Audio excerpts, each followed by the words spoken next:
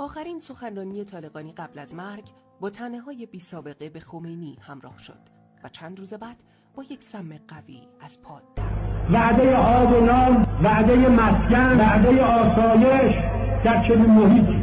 این انسان برای رسیدن به هدف همه جور وسیله را توجیه می‌کند. دین به استخدام می‌گیرد، شرف و انسانیت به انسان به استخدام خود می‌گیرد، دروغ می‌گوید، فریب می‌دهد، خدا را شاهد می‌گیرد که من دلسوزترین مردم در حق شما ملت خدا را شاهد می‌گیرد بر این که من می‌خوام این مملکت نجات بدم، ولی روحیه‌اش لجوجترین کینه‌ورزترین مردم است نسبت به کار.